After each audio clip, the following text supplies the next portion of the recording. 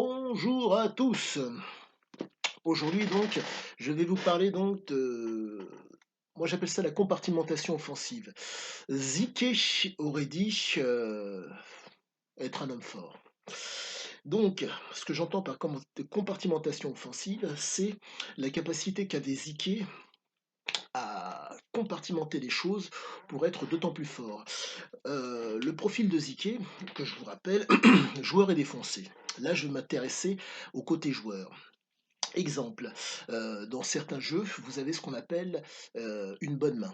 Donc, à un moment donné, vous avez une distribution de cartes est faite.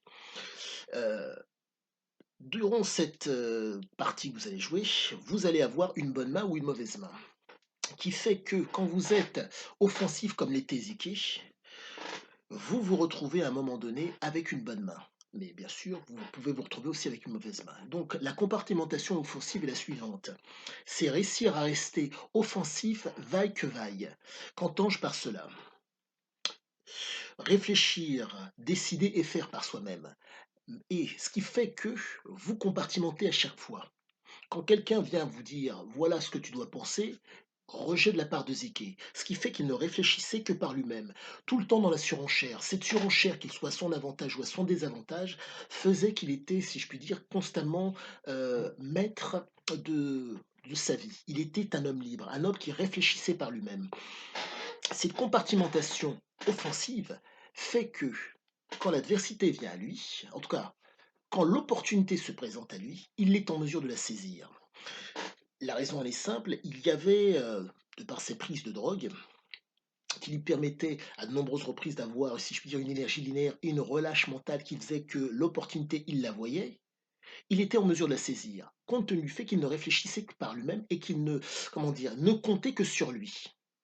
Certains sont dans la croyance que quelque chose derrière va arriver, mais force est de constater que son côté joueur s'explique à cause de cela. Et donc, euh, nous allons prendre maintenant l'aspect, si je puis dire, homme fort et faible. Déjà, contentons-nous de l'aspect homme fort. L'homme fort ne compte que sur lui.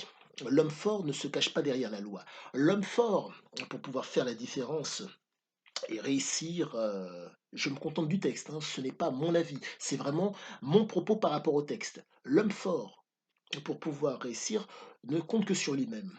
Ne utilise la loi, entre guillemets, considère la loi comme un biais cognitif, commun qui est nécessaire.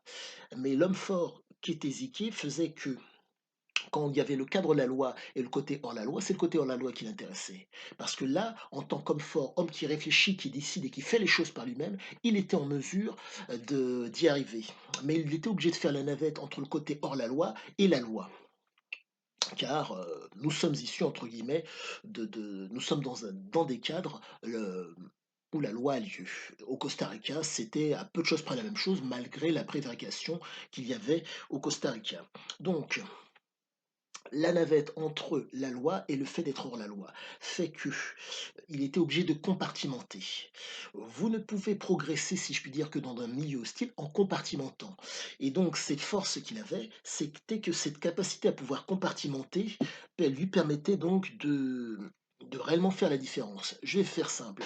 Il ne compte que sur lui, ce qui veut dire que toutes les opportunités pour faire la différence, il était en mesure de les saisir. Qu'est-ce que cela donne? Cela veut dire que si vous venez à son encontre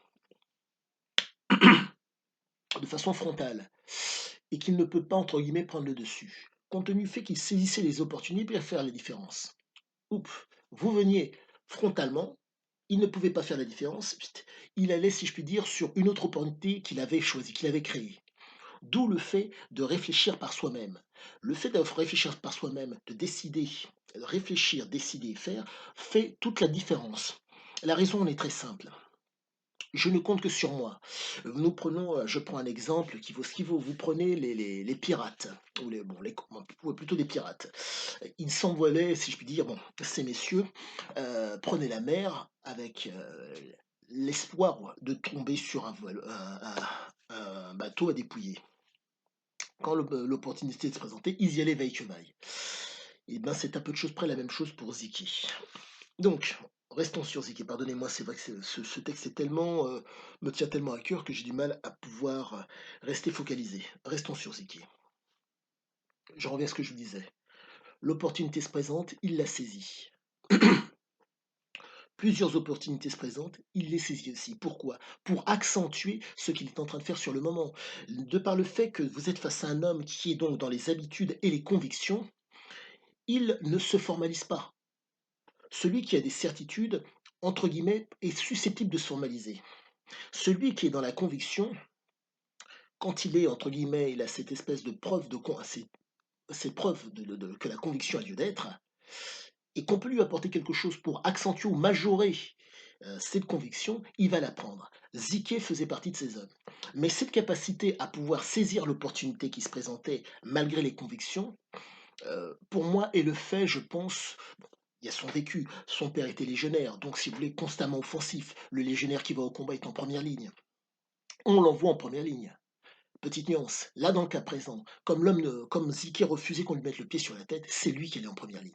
Mais pour aller en première ligne, il vous faut, si possible, une perspective, une vision. Mais la force, si je puis dire, de Ziké, c'était que il savait, je pense, que de par le fait qu'il était il se mettait, enfin, dans Oro, il s'est mis dans un contexte hors la loi.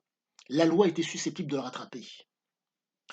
Donc il fallait s'entourer de gens qui était dans cette logique, qui était dans la même perspective mentale que lui, raisonné et fou.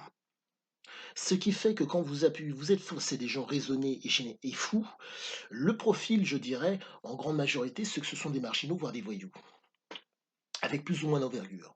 Mais il faut comprendre qu'il faut, si je puis dire, conditionner ces hommes par rapport à l'aventure. Dans le cas de Ziké, c'était par rapport à la mine d'or qu'il avait, bref, au filon qu'il a trouvé, conditionner ces hommes à être des ouvriers spécialisés dans la recherche d'or.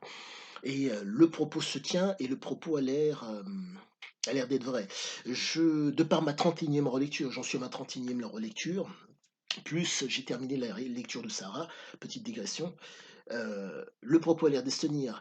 Pourquoi? Parce que je regarde le lit bouquin au passage, pardonnez-moi. Parce que, euh, compte tenu du fait que pour pouvoir avoir cette logique de force, il vous faut un appui, que vous le vouliez ou pas. Certes, le côté hors la loi, au voyou de Ziké, fait qu'il était quand même obligé de s'appuyer sur la loi, quel que soit le pays. Dans le cas présent du Costa Rica, ici, il s'en appuyait de temps à autre. Donc vous avez des biais cognitifs qui sont communs à nombre de gens, tels que je travaille et je vais avoir une rentabilité, voire le profit viendra derrière. Euh, et donc cette croyance, si je puis dire, que